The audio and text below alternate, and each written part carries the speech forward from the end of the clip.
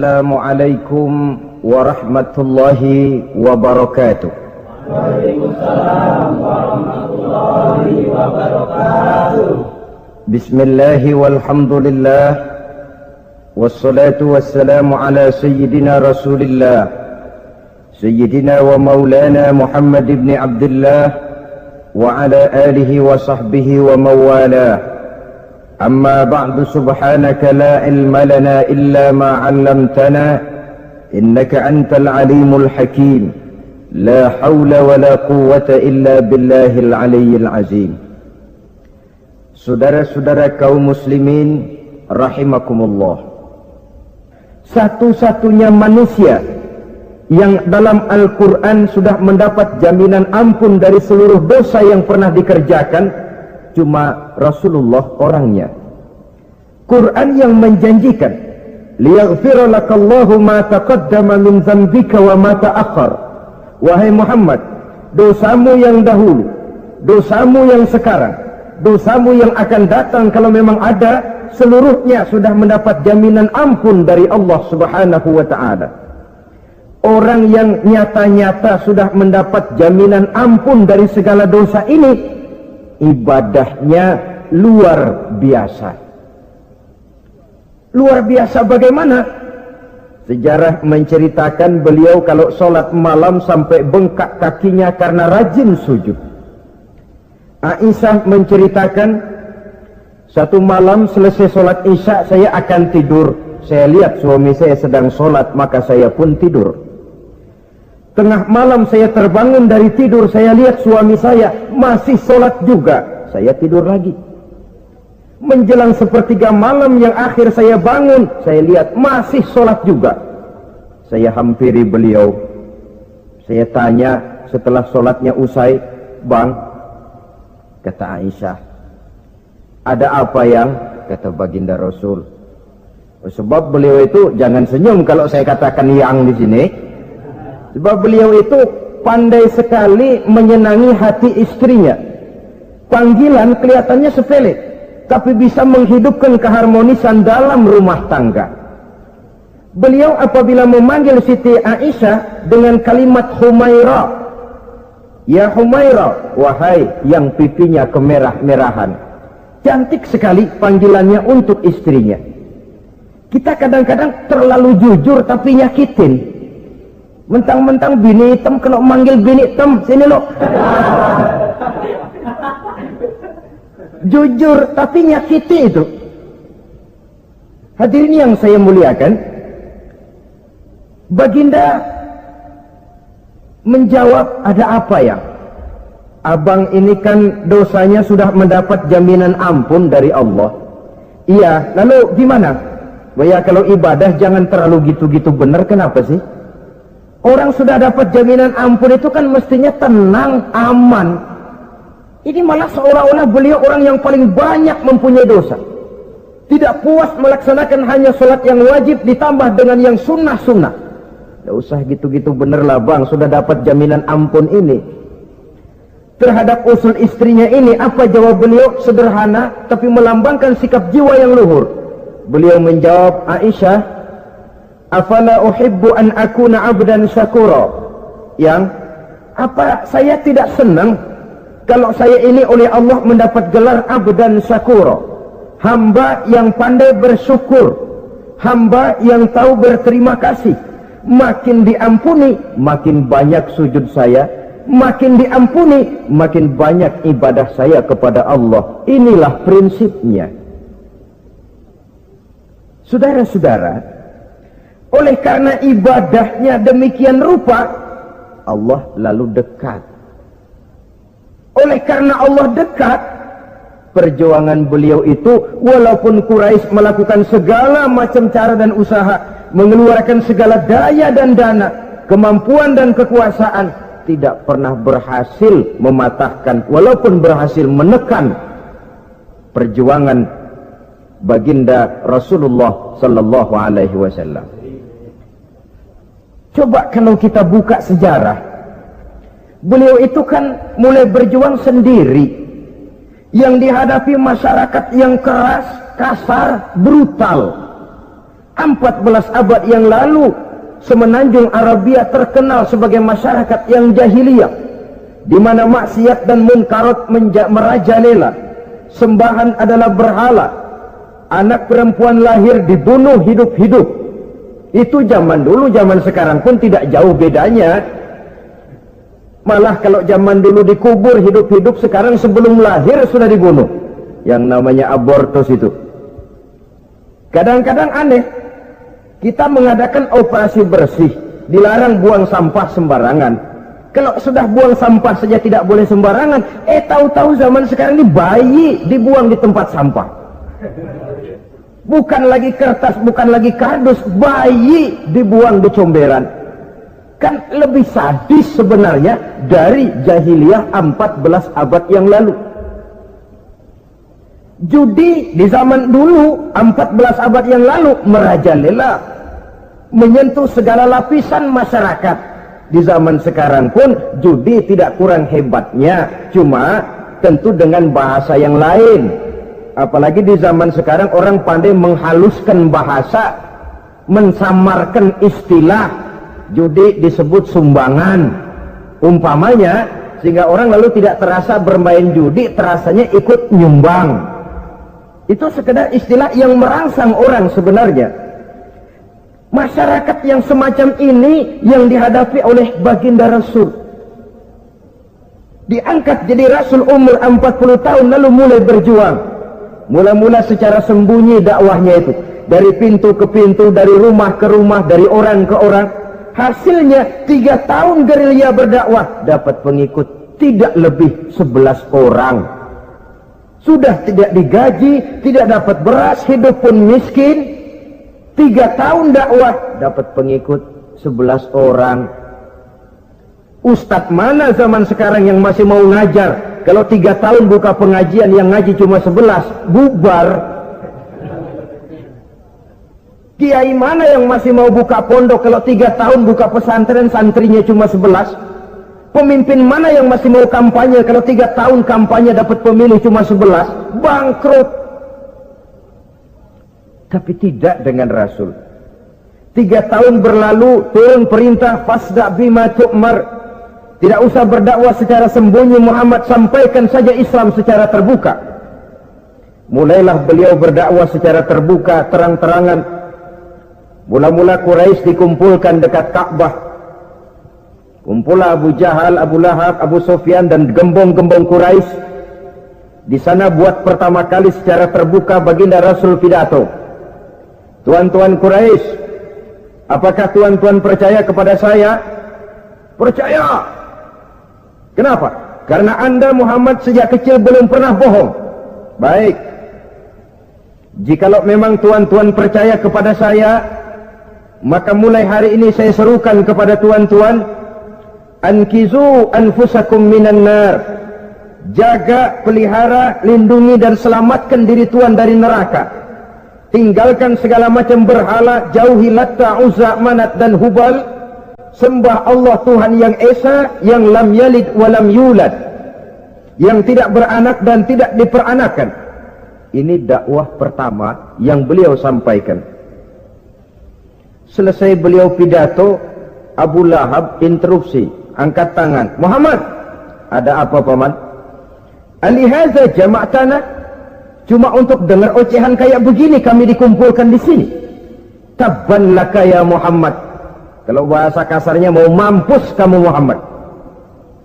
Nabi tidak jawab, Allah yang jawab. Tabbat yada abi lahabi wa tab, ma aghna anhu maluhu wa ma kasab.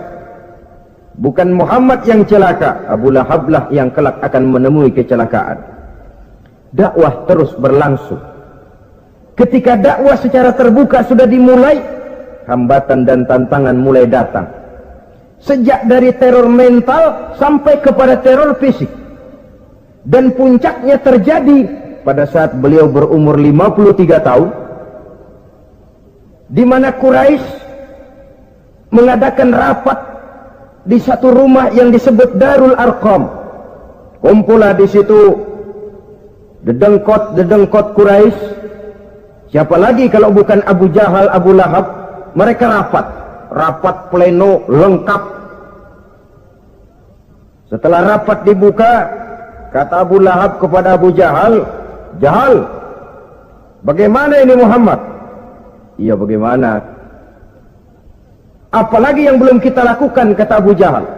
"Kita fitnah sudah, kita caci maki tiap hari, kita lontari kotoran onta, sahabat-sahabatnya kita bantai, tapi mereka tetap tegar."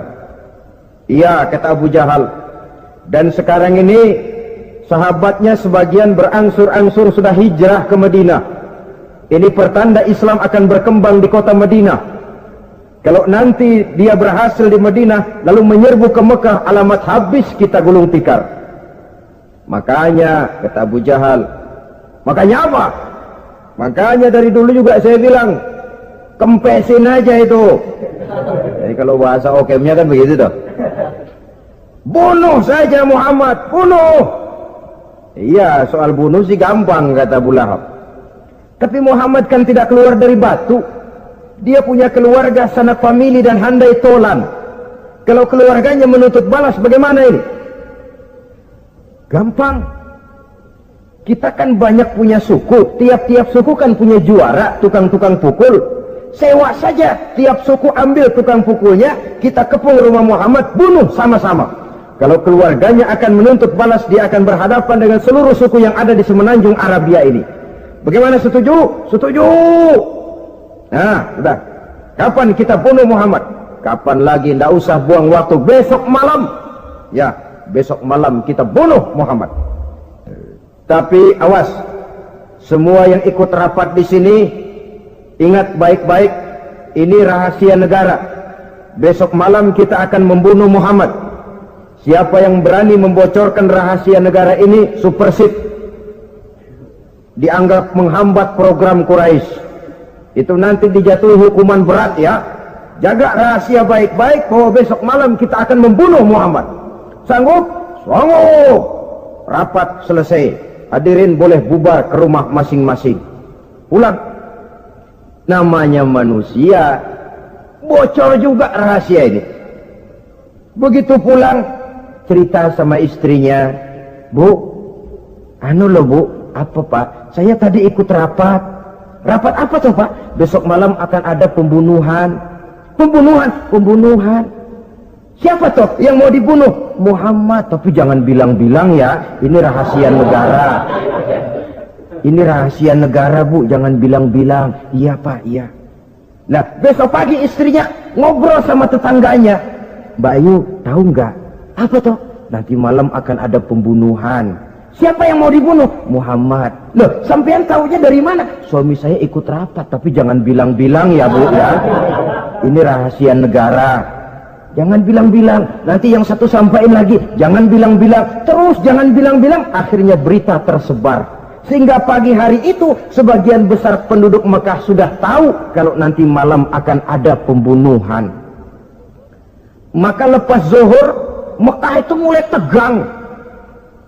Yang simpati, "Aduh, kasihan Muhammad, nanti malam akan dibunuh."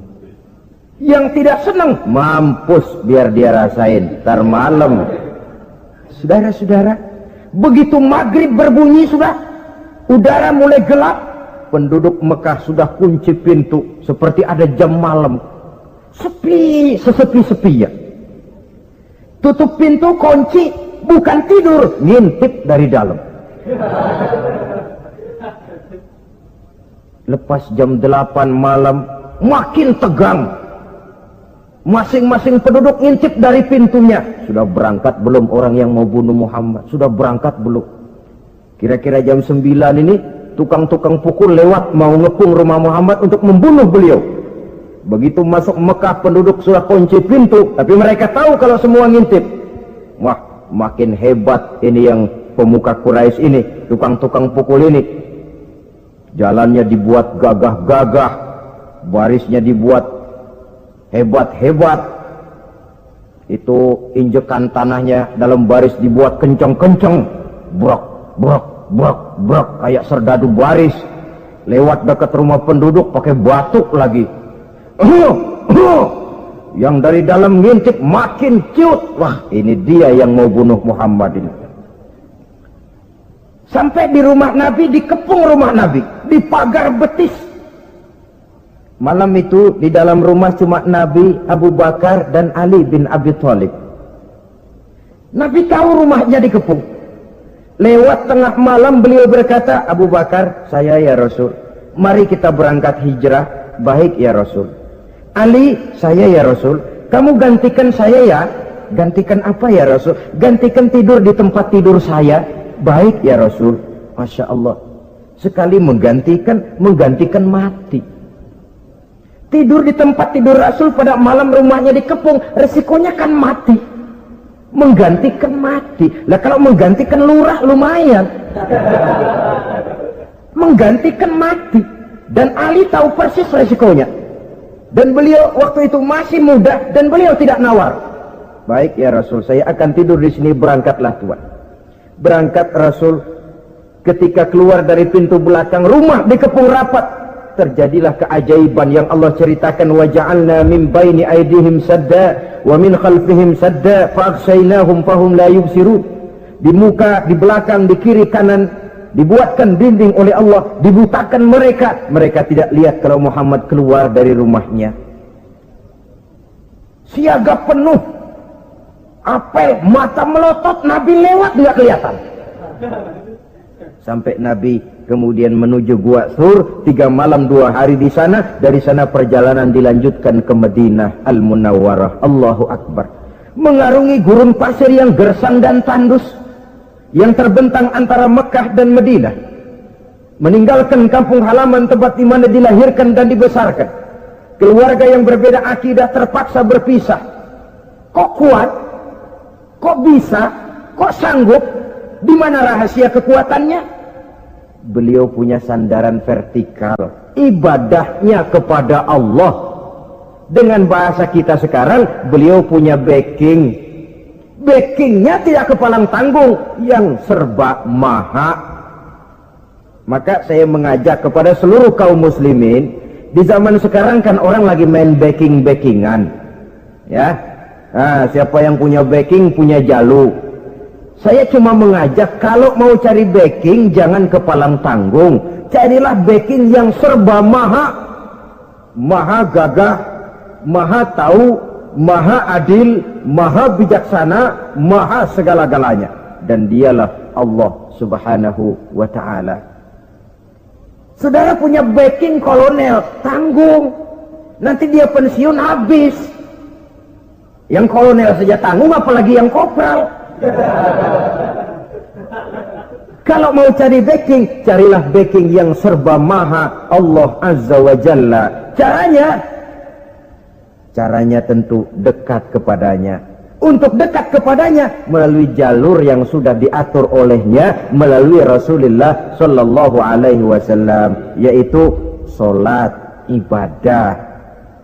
Makin tinggi nilai ibadah, makin dekat kita dengannya. Makin dekat dengannya, makin banyak fasilitas yang akan diberikan untuk kita.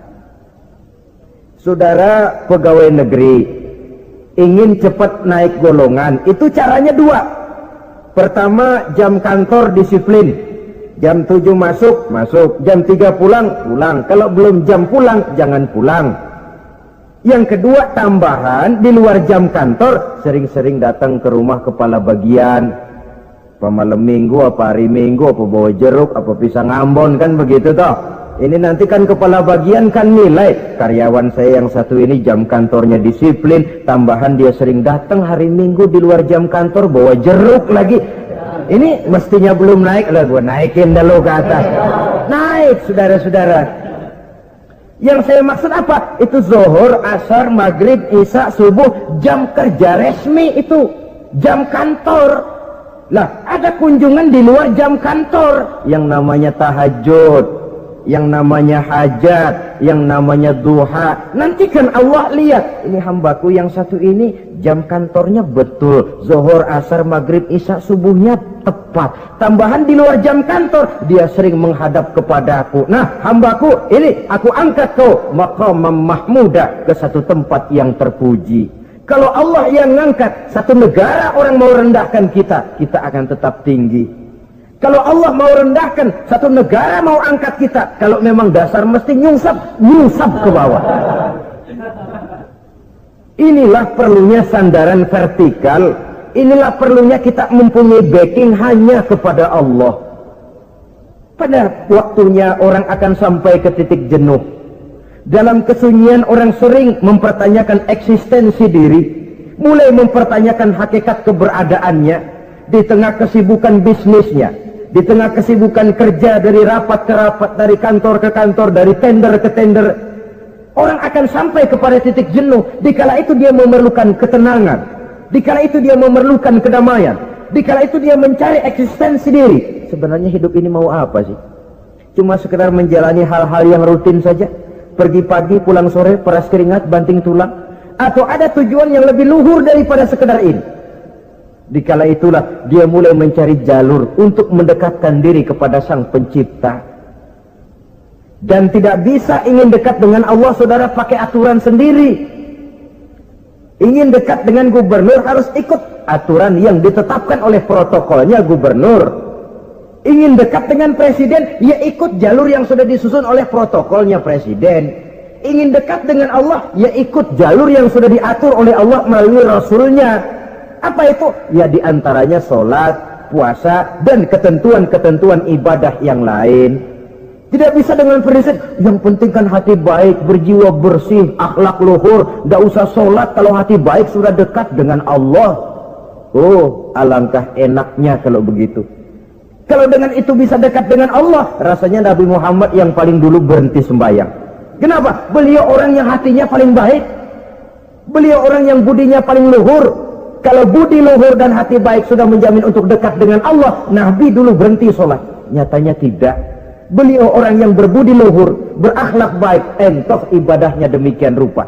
Dan beliau adalah standar untuk kita jadikan contoh dalam mengamalkan ajaran-ajaran agama di kehidupan kita ini. Saudara, itu tadi sepertiga waktu beliau untuk ibadah, untuk Allah.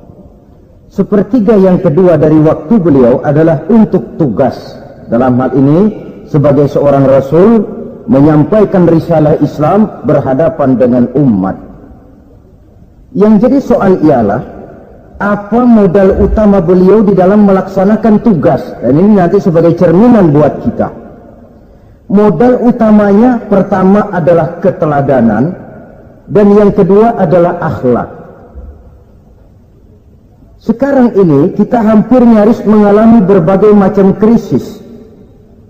Yang paling santer kita dengar adalah krisis wibawa.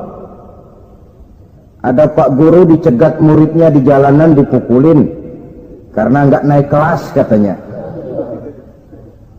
Nampaknya guru nggak lagi berwibawa. Di satu pihak mungkin karena si guru tidak bisa digugu dan ditiru. Di lain pihak juga murid tidak lagi mengenal arti rasa hormat kepada pak guru. Nah, kenapa krisis wibawa timbul? Karena tidak ada keteladanan. Adapun Rasul, wibawa beliau timbul di tengah umat karena keteladanan ini. Apapun yang beliau ajarkan kepada umat, beliau adalah pelaksana pertama. Dengan kata lain, satunya kata dan perbuatan. Ini yang sangat diperlukan di zaman kita sekarang. Bukan cuma sekedar simposium, muktamar, kongres, rapat besar dengan keputusan bertumpuk-tumpuk kertas di atas meja, tetapi tidak pernah terrealisir dalam kehidupan. Yang kita perlukan adalah satunya kata dan perbuatan, bahwa kalau itu yang diucapkan, itu yang diterapkan. Kalau itu yang diteorikan, itu yang dikerjakan. Keteladanan. Yang kedua, rahasia sukses beliau dalam melaksanakan tugas berhadapan dengan umat, akhlak. Beliau tidak menyampaikan Islam ini dengan kekerasan, tidak juga dengan bujuk rayu harta, tidak pula dengan menakut-nakuti orang. Belum pernah kita baca dalam sejarah beliau teriak-teriak, awas yang tidak masuk Islam dipecat jadi orang Arab. Tidak. Atau dengan bujuk rayu, ayo siapa masuk Islam super mie 2 bungkus? Tidak. Sebab kebenaran tidak bisa dipupuk dengan materi. Kebenaran adalah soal keyakinan, dan keyakinan adalah soal batin.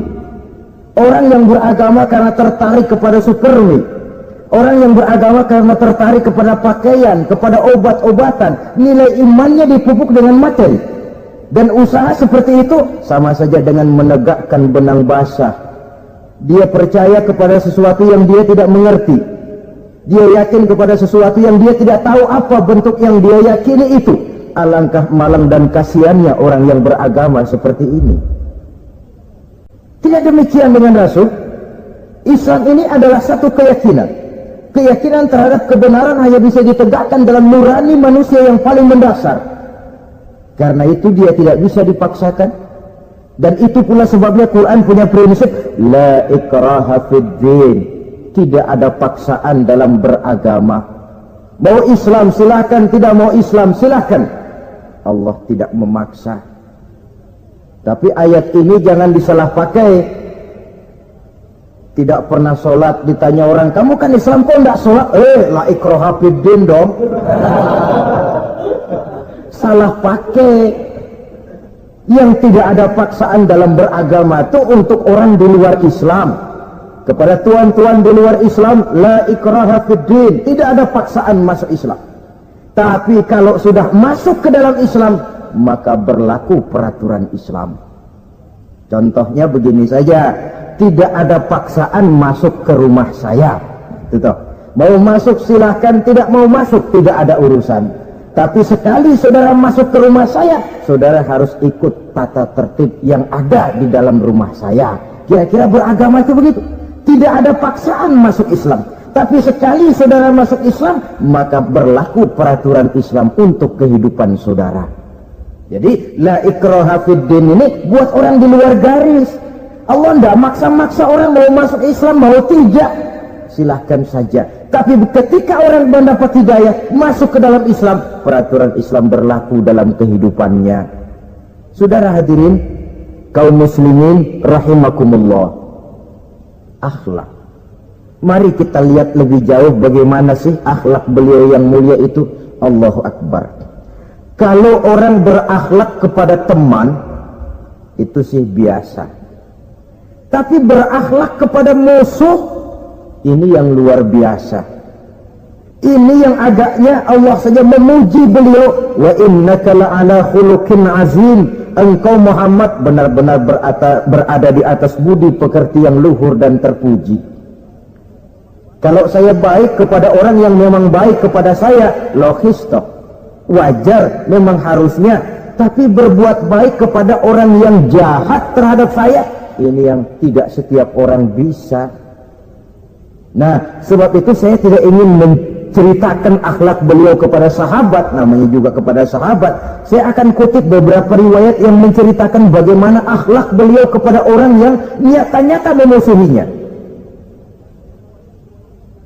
Berbagai riwayat menceritakan bagaimana beliau ketika di Taif dilontari orang dengan batu, yang melontari beliau malah mendapat doa, Allahumma hdi qaumi fa innahum la ya'lamun. Ya Allah, berikan hidayah, berikan petunjuk kepada mereka yang melontari saya dengan batu, karena mereka tidak tahu. Kalau saja mereka tahu, mereka tidak akan melontari saya dengan batu. Ya Allah, berikan hidayah kepada mereka. Padahal ketika itu malaikat Jibril menawarkan jasa. Muhammad, kalau kamu mau orang yang melontari kau dengan batu itu hancur, saat ini juga saya angkat Jabal Uhud, saya timpakan mereka biar mati semua. Mau Muhammad? Jangan Jibril, mereka tidak tahu.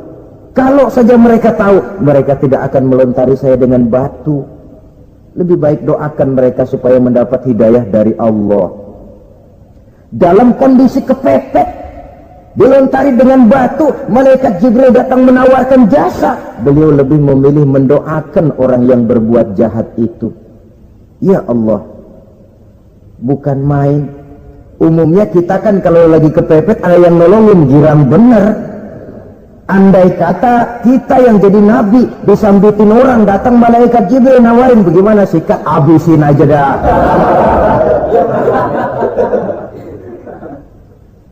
Ini akhlak kepada musuh. Ketika beliau selesai sholat zuhur, istirahat rebah-rebah, tidur-tiduran di bawah pohon kurma, datang orang kafir yang bernama Daksur yang sudah lama mengintip-ngintip, mencabut dan menghunus pedang. Muhammad, kalau ini saat saya tebas batang lehermu, siapa yang akan menolong engkau? Tidak ada. Yang akan menolong saya Daksur? Iya, Allah yang akan menolong saya. Mendengar Allah, Daksur gemetar, keringat dingin bercucuran, pedang jatuh ke bawah, diambil oleh Rasul pedangnya, dibalikkan ke leher Daksur. Kalau sekarang saya yang tebas batang lehermu Daksur, siapa yang akan menolong kamu?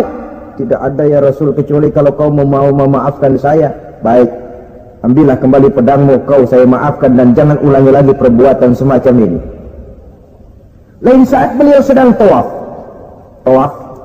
diikuti oleh seorang Quraisy kafir. Sambil tawaf, ini kafir Quraisy sudah bawa pisau. Dia pikir, nanti di satu sudut yang ada gelap saya tikam Muhammad dari belakang, saya bunuh dia. Jadi kafir ini pura-pura ikut tawaf. Jahatnya orang kafir itu kan begitu, tawaf ya ikut pura-pura tawaf, ada kesempatan sikat dari belakang. Putaran pertama belum ada kesempatan, putaran kedua makin tegang. Pokoknya begitu tempat agak gelap, cabut pisau, hantam saja sudah Muhammad, biar mati sekali di sini. Dan Nabi tahu, oh ini asisten pribadi malaikat Jibril, masih tahu toh. Jadi malaikat Jibril memberitahu, awas Muhammad, itu di belakangmu orang cuma pura-pura tawaf, dia bawa pisau mau bunuh kamu, hati-hati Muhammad, Roger ganti gitu.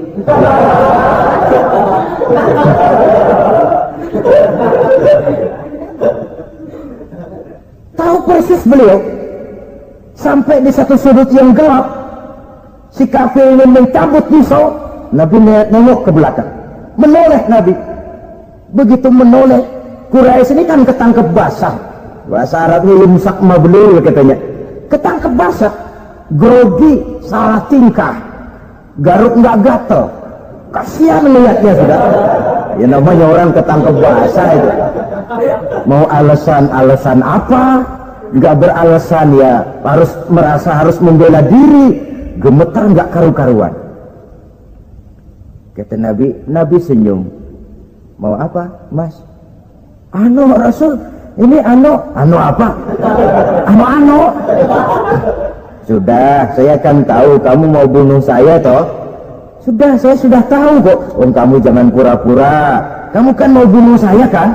Terus terang saja. Iya Rasul, iya. Sekarang gimana? Enggak berani Rasul. Minta maaf saja. Ya kalau sudah kamu minta maaf begitu, sudah kamu pulang sana, jangan diulangi lagi ya. Begitu mudah beliau memaafkan orang yang nyata-nyata mau menghabisi nyawanya, sepanjang itu belum terwujud, sepanjang itu belum terbentuk dalam artian real. Sangat mudah beliau memaafkan orang. Saudara hadirin kaum muslimin rahimakumullah, pemaaf, lapang dada, toleransi, menghargai pendapat para sahabatnya, ini sederetan dari akhlak yang terpuji.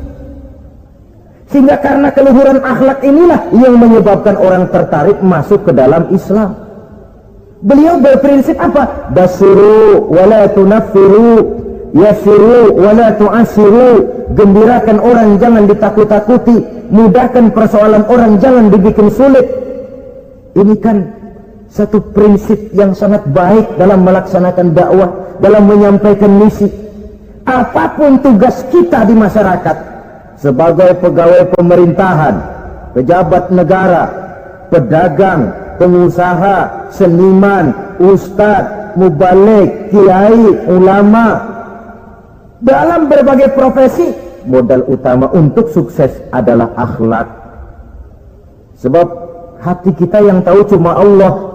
Orang lihat penampilan kita, orang lihat muka kita. Sebab itu Nabi katakan, innakum la tas'una nasa bi amwalikum walakin yas'uhum minhum bastul wajhi wa husnul khuluqi. Kamu tidak akan bisa menarik simpati orang banyak dengan hartamu, tapi bisa kau tarik simpati orang banyak dengan akhlak yang baik dan muka yang senyum, muka yang enak dilihat. Orang kadang sering bilang, dia mah biar mukanya begitu hatinya baik. Iya, soal hati kita nggak tahu. Yang kita lihat pertama muka. Bagaimana gue mau ikut dia, mukanya kayak batu kuburan. Kesan serem pertama itu kan sudah ada. Walaupun kadang-kadang hati memang baik, tapi hati itu kan urusan Allah. Yang kita lihat pertama muka. Ini barangkali nanti termasuk teori dalam psychology of salesman ya, bahwa sesuatu yang baik kalau dihidangkan dengan cara yang tidak baik, orang tidak akan tertarik. Lihat saja, orang sekarang ini kan entah makin lajunya dunia bisnis kita, masuk ke rumah-rumah kita cuma menawarkan air jahe, menawarkan sasa, menawarkan kecap bango, menawarkan barang-barang yang kelihatannya remeh. Ini kan termasuk psychology of salesman. Yang datang ya biasanya perempuan, wajahnya ya lumayan, paling kurang sedikit di atas 6 lah begitu. Lalu tutur katanya sopan, masuk ke rumah tidak sungkan, ada rasa familiar, rasa kekeluargaan, lalu datang. Taktik untuk menawarkan barang yang jadi merek dagangannya. Nah, Islam ini agama yang baik. Kalau disampaikan dengan cara yang tidak baik, sadis, memponis, orang akan lari dan jauh. Menyinggung, bukan menyentuh. Siapapun kalau tersinggung lari, tapi kalau tersentuh dia akan mendekat. Apaan lo Islam bayang begitu? Mikirnya anak gue sembayang diomelin, mendingan kagak sembayang sekalian ketahuan. Saudara hadirin yang saya muliakan, ini yang diberikan contoh oleh baginda Nabi. Apapun tugas kita, pedagang utamakan akhlak, petani utamakan akhlak, seniman utamakan akhlak, mubaligh utamakan akhlak, pejabat negara utamakan akhlak, pelayan dan pengabdi masyarakat utamakan akhlak. Saudara hadirin yang saya hormati, kaum muslimin yang berbahagia, jadi untuk sukses di masyarakat, untuk sukses di tempat tugas, modal utama adalah akhlak. Dan ini yang dicantikan contoh dari Nabi kita Muhammad sallallahu alaihi wasallam. Sepertiga waktunya untuk tugas.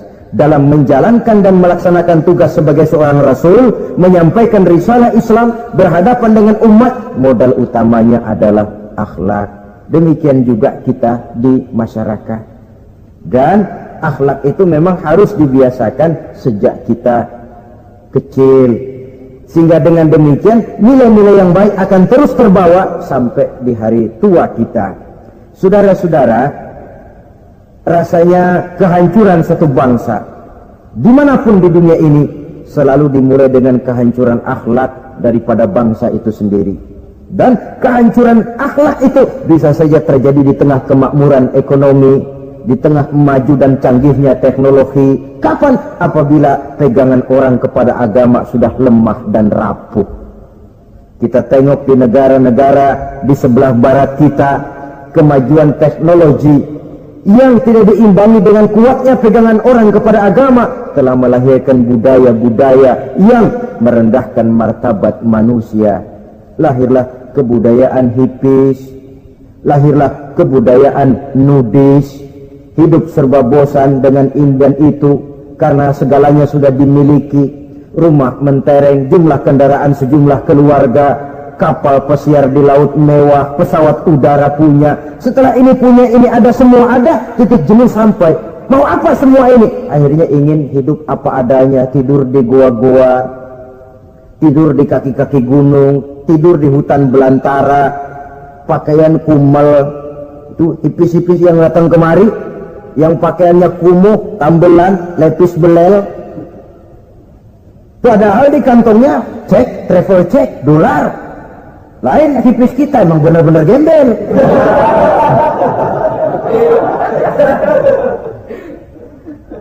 Merasa jenuh, merasa bosan. Bahkan sebuah berita dari Jerman, orang terlalu kaya, pulau dibeli. Di pulau itu dia bikin satu klub yang bernama klub nudis. Setiap anggotanya boleh masuk ke pulau itu dengan catatan tidak boleh pakai pakaian selembar pun, alias bugil, telanjang bulat. Sudah telanjang bulat itu. Dan di sana berlakulah apa yang disebut serba boleh. Jadi kalau di sana kesana saudara bawa istri masuk anggota, ya silahkan saja. Istilah tukar pakai, simpan pinjam, bisa-bisa saja, asal suka sama suka. Asal perbuatan yang dianggap tidak merugikan orang lain, suka sama suka, sudah tidak bisa dituntut oleh norma yang berlaku. Ya. Itulah sebabnya kita sering prihatin bahwa kemajuan sering membawa pergeseran nilai. Apabila kita tidak bisa menghindarkan diri dari proses pergeseran nilai, setidaknya kan kita bisa menjaga diri jangan sampai hanyut oleh nilai-nilai yang negatif. Akhlak, baik sebagai muslim, baik sebagai bangsa Indonesia yang berkepribadian luhur, itu merupakan cerminan kita. Saya prihatin, belum lama diselenggarakan kontes bibir terindah. Kontes bibir terindah itu kira-kira apa manfaatnya? Apa yang jadi ukuran? Dan bukankah bibir karunia Tuhan? Ya kalau yang bibirnya mungil bisa ikut kontes lah, kalau yang jebleh gitu.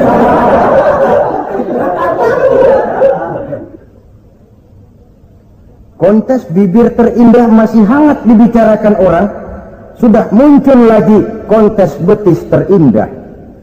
Nah kalau sudah bicara soal betis ini, kan yang terbayang oleh kita kira-kira ukurannya apa? Yang diukur itu apanya ya? Ya tentu betisnya itu. Nah paling celaka kalau betis-betis yang ikut itu nanti jadi milik panitia semua kan. Yang tidak usah kita mengukur dengan kacamata agama, dengan budaya kita sebagai bangsa Indonesia yang berfalsafahkan Pancasila, rasanya mendengarnya saja kok sudah tidak sah gitu loh. Tidak pas untuk ukuran kita sebagai bangsa yang berfalsafahkan Pancasila. Saudara-saudara kaum muslimin rahimakumullah, ini yang saya maksud tadi, proses pergeseran nilai. Andai kata kita tidak bisa menghindarkan diri dari hal yang semacam itu, setidaknya kita bisa menjaga diri jangan sampai hanyut ditelan proses pergeseran nilai.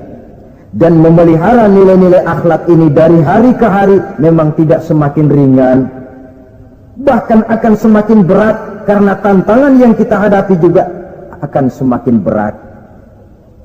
Inilah sepertiga yang kedua dari waktu beliau untuk melaksanakan tugas.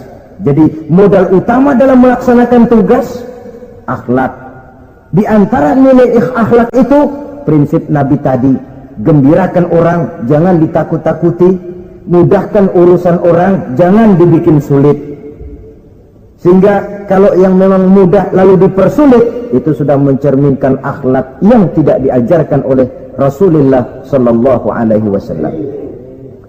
Kemudian yang terakhir, sepertiga yang ketiga dari waktu beliau adalah untuk keluarga. Jadi tadi ada waktu untuk Allah, ibadah, ada waktu untuk tugas, dan yang ketiga ada waktu untuk keluarga. Bagaimana Rasul di tengah keluarganya? Anas bin Malik bercerita, saya 11 tahun membantu di rumah tangga Rasul. 11 tahun itu kan artinya 11 kali 360 hari kali 24 jam. Bukan waktu yang sebentar itu. Selama 11 tahun saya membantu di rumah tangga Rasul, kata Anas, belum pernah saya dengar kata-kata kasar, keras, membentak.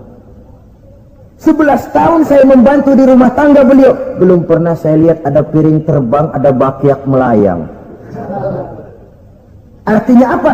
Cerminan dari ketentraman, keayeman, kedamaian rumah tangga beliau. Padahal rumah tangganya kecil, istrinya lebih dari satu, tapi aman, tentram, rukun. Kita kadang-kadang istri satu seminggu 7 hari, perang 6 hari. Cuma 1 hari gencatan senjata. Sudah hadirin, saudara kaum muslimin rahimakumullah, kalau beliau tidak menyenangi satu masakan, misalnya masakan istrinya, Tidak mencah-mencah, cuma kelihatan dari makannya barangkali tidak begitu banyak, tapi tidak pernah mencela apapun yang dimasak istrinya. Senang ya dimakan, tidak senang ya dimakan karena menghargai lelah jerih payahnya istri. Ini kelihatannya sepele, tapi dari sini keharmonisan rumah tangga itu bisa saja timbul. Bukankah seseorang hanya bisa sukses di tempat tugas? Jadi apapun dia, kalau berangkat dari ketentraman dan ketenangan di rumah tangga. Dan tidak ada orang bisa meraih sukses kalau dia berangkat dari rumah tangga yang berantakan. Itulah sebabnya ini sangat diperhatikan oleh baginda Rasul. Dari rumah yang kecil, dari tempat tidur yang sederhana, yang sebelah itu kain kasar, sebelah dipakai untuk tidur, sebelah dipakai untuk selimut. Jadi kasur merangkap selimut. Allahu Akbar. Tapi dari rumah tangga yang semacam itu keluar ucapan baiti jannati, rumah tanggaku laksana surga bagiku.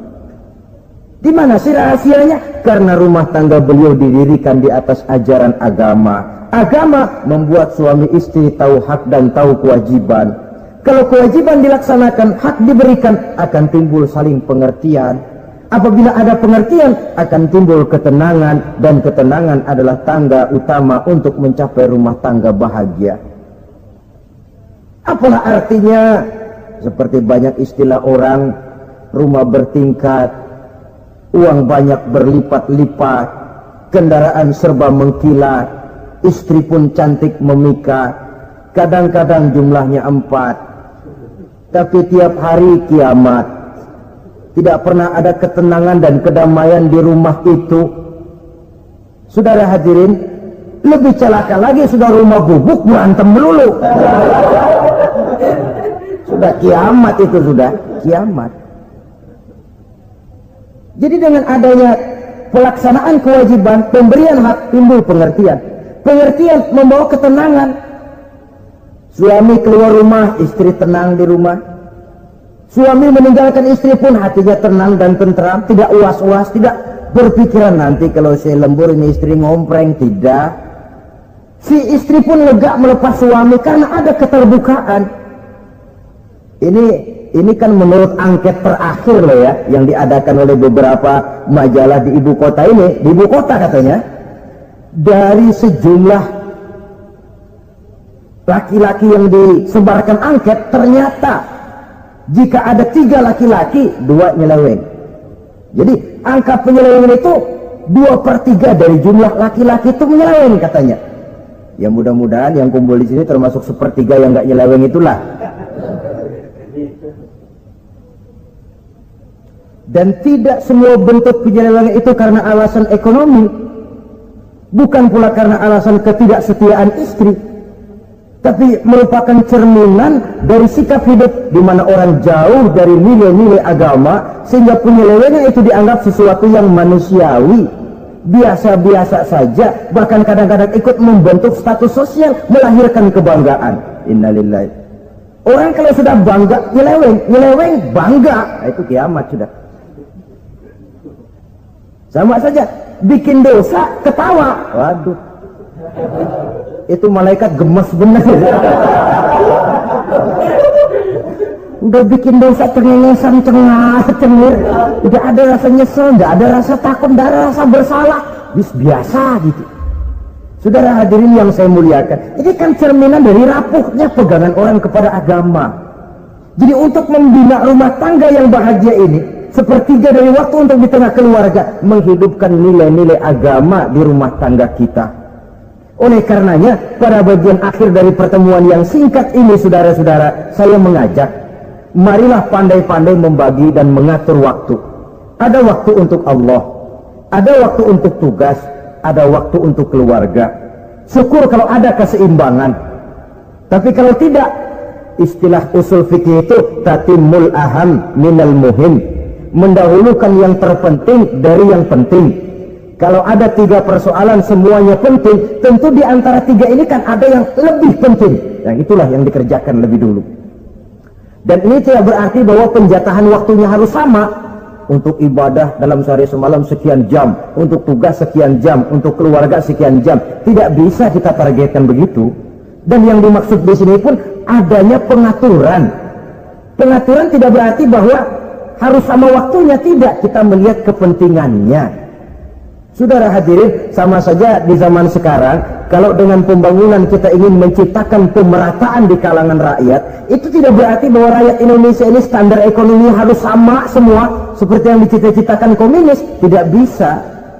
Menciptakan pemerataan artinya, kalau yang kaya bisa semakin kaya, kenapa yang miskin tidak bisa naik jadi sedikit kaya? Dan artinya menciptakan kesempatan kepada setiap penduduk Indonesia untuk merubah tahap dan taraf kehidupannya. Demikian juga adanya pengaturan waktu. Bukan berarti untuk Allah sekian jam, keluarga sekian jam, tugas sekian jam. Sebab jam-jam ini sulit kita jatahkan. Kadang-kadang tugas, kadang-kadang keluarga, kadang-kadang ibadah kita sedang gandrung. Yang penting ada keseimbangan dalam cara kita mengatur waktu itu. Nah, saudara-saudara, demikianlah pertemuan dan pembicaraan kita kali ini. Terima kasih atas segala perhatian. Mohon maaf atas segala kekurangan. Usikum wa nafsi bitaqwallah. Wassalamualaikum warahmatullahi wabarakatuh.